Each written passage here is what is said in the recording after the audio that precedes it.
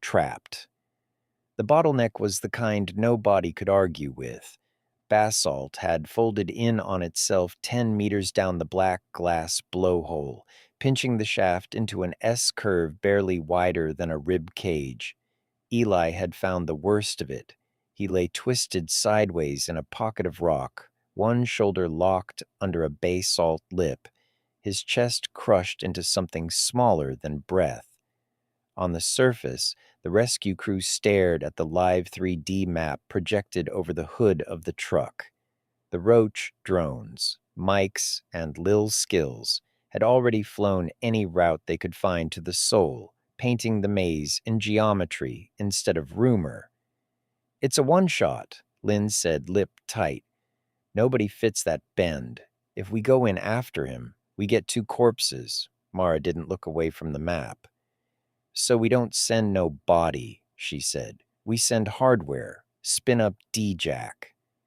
The drain jack, D-Jack for short, sat on its cradle like a coiled machine animal. It was an articulated robotic snake, built from titanium carbide segments and wrapped in high-grip tank treads.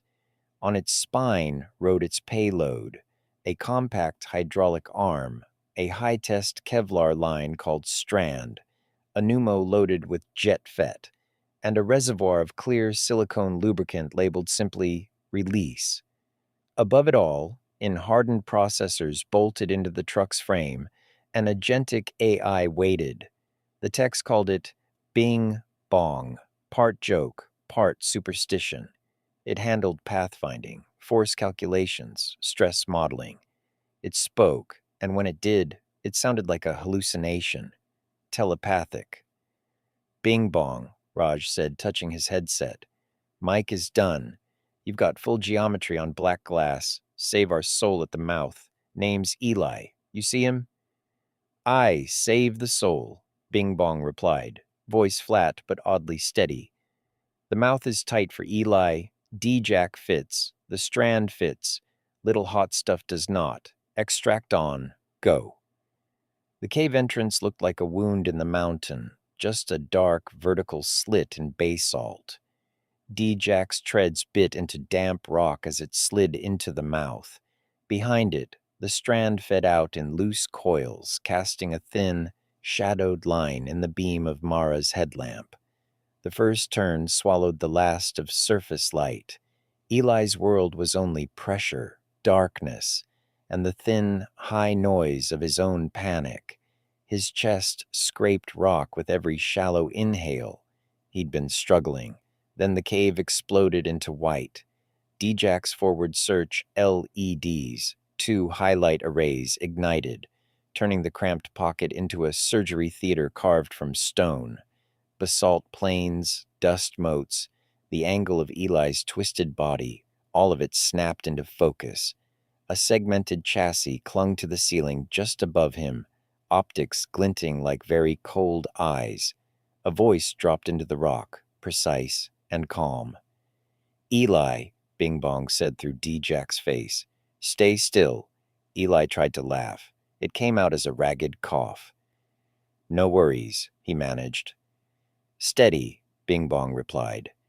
"Lynn, Mara, Raj, your soul is pinned under the primary lip. Left shoulder is locked. The friction profile is terminal. Go release and jet fet before we move Diablo." On the surface, Lynn's fingers flew over the keys. "Copy," she said. "D-Jack, prep jet fet.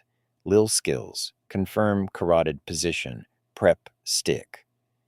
A cluster of Lil skills, the smallest drones in the swarm, each no bigger than a cockroach, buzzed around Eli's neck, their infrared sensors tracing warmth under skin. One pinged the exact spot. D-Jack's secondary arm extended, a slender carbon fiber probe ending in a blunt, circular nozzle. "Eli," Bing-bong said, "stay put." The probe pressed against his neck. There was a soft hiss as jet fet, a fast-acting mix of stimulant, anxiolytic, and analgesic, fired through the skin in a needle-free jet. Coolness raced along Eli's carotid, bloomed in his chest, and slid behind his eyes. The cave did not get less narrow. His shoulder did not stop hurting. But something fundamental changed. The terror. It didn't disappear. It became incidental, annoying. His thoughts tightened into a tidy line. He felt calm. "Okay," he said. "Okay, I'm here." "Good," Bing-bong answered. "Lin, stick good. Go release." D-Jack's other nozzle extended toward the choke. Under Bing-bong's control, it sprayed release into every gap it could find. Around Eli's ribs, his hips, his pinned arm, the basalt lip. The clear silicone crawled over cloth and stone, pooling in invisible seams. Wherever bare rock met bare human, it became slick. On the monitors, the distribution map shifted from dry red to lubricated blue. "Friction profile updated," Bing-bong said. "The mouth's a bastard, but slick." "Bing, the Strand," Raj said. "Can we get the cast on him?" "The Strand's collar will fit," Bing-bong replied. "Mike's, Lil's skills. Guide the cast." At the end of the Strand, a mesh sleeve, the cast, hung like a rolled net. D-Jack maneuvered it down through the pocket, Lil's skills and Mike's shining tiny beams to keep it off Eli's face. When the mesh brushed his cheek, it felt cold and alien. "Eli," Bing-bong said, "prepare." The cast slid over his chest, guided under both armpits. For a moment, the sensation of being wrapped in Kevlar inside a rock tube was almost worse than being pinned. Then, the sleeve settled and tightened, distributing its grip across sternum, clavicles, ribs. "Cast good," Lin reported. "Green, mean, go." "Now, the serpent becomes the mountain," Bing-bong said. D-Jack extended a rotary hammer from its head, pressed it into the basalt ceiling above the pocket, and began to drill. The vibration shook dust into Eli's hair. Lil's skills backed off, watching microfractures in the rock. When the bit reached depth, D-Jack deployed a mechanical anchor, metal pedals that expanded into the hole and locked. "Anchor set," Raj said. "D-Jack is good. The mouth owns the rock, but we own its soul." "Live strand clear," Bing-bong announced. "Phase pull. Lin, feed, Diablo." Lin scanned the profile on her screen. Estimated weight, shoulder width, typical fracture limits, joint, tensile ranges. The system wasn't perfect. It guessed from averages and Roche measurements, but it was good enough to draw lines around what would snap and what would bend. "Human safe limit on shoulder torque is here," she said, tagging a band in orange. "Fracture tolerance here and here. Dead or alive. Go." "Understood," Bing-bong replied. "Unfail Diablo. Go." The winch motor inside D-Jack tightened. The strand tuned up. The cast bit into Eli's torso like a steel embrace. Pain came in a hard, white sheet. Jet fet dulled the edges, but not the fact. "Hold still," Bing-bong said, voice now focused entirely on Eli. The strand pulled, released at its job. Instead of tearing clothes and skin, contact points slid. Eli felt his ribs move against basalt, his flesh compress into smaller shapes. Then his left shoulder slammed into the primary lip. Movement stopped. The strand's tension spikes climbed. Acoustic sensors in the cast and the ceiling anchor sang stress in pitches only the AI could interpret. "Catch a tiger by the toe," Bing-bong said. "Do you hold, or let him go? If straight we pull, we flay the soul, we rotate." "Bing-bong," Mara warned. "You don't have much wiggle." "Mara, just enough," he answered. "Eli, listen, I am going to twist you 20 degrees while I lift." Eli swallowed. Jetfet kept his thoughts sharp and narrow. "Do it," he said. The strand's tuning changed pitch. The cast didn't just haul, it applied torque, turning Eli's body along its long axis while lifting. Release made sure the lateral motion didn't rip skin. The cast spread the forces across bones able to bear weight. His shoulder shrieked. For a long second, he was convinced he was on fire. On the surface, Lynn watched the tension graphs dance right up to the orange lines she'd drawn. Hold, hold. Okay, she breathed. Bing-bong, you're redding. We have Diablo's tail, Bing-bong said, and we have the mouth's lip. The basalt lip pressed against rotated bone. The combination of twist and upward force narrowed Eli's effective shoulder width by just enough, with a thick, sliding sound, fabric, flesh, and stone separating. His shoulder, forgetting to dislocate, simply popped out.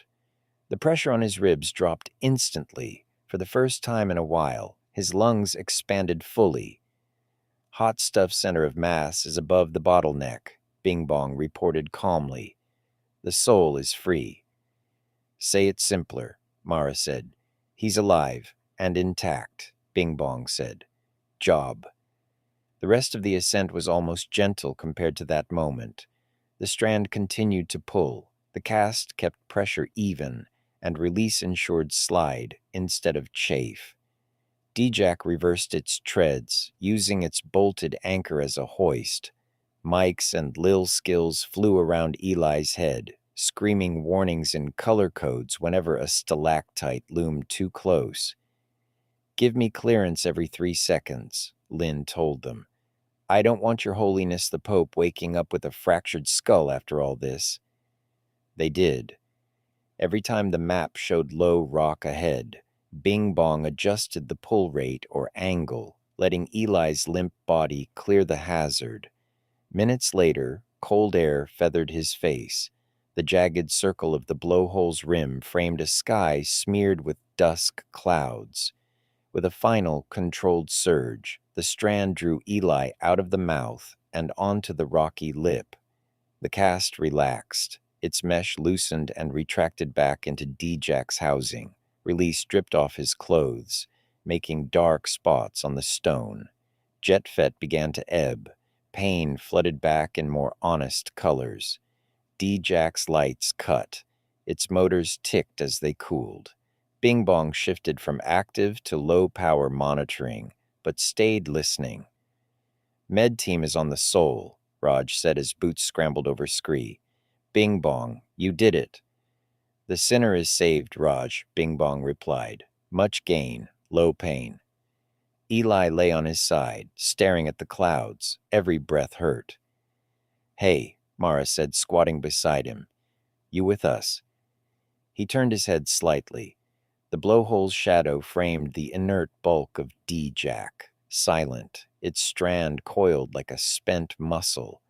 Above, roach drones settled back into their charging dock. I heard him call me Diablo, Eli murmured. He likes you. You should hear what he calls me, Mara said. He didn't like anything, Eli said, gaze drifting to the snake. He's a chat bot.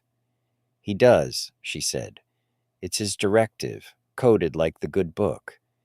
You're right. Bing doesn't feel joy or fear. That's our job. His job is to make sure our feelings don't get us killed. He'll die trying. He closed his eyes. Pain pulsed. Wind bit his cheeks. I'll take that, he said. Next time that hole wants something, let Bing-bong argue with it instead of me. None of the machines answered. They didn't have to. The geometry had spoken, and this time, with D-Jack and one very stubborn AI called Bing-bong, the argument had ended with an exhausted human lying under an open sky instead of entombed in the rock.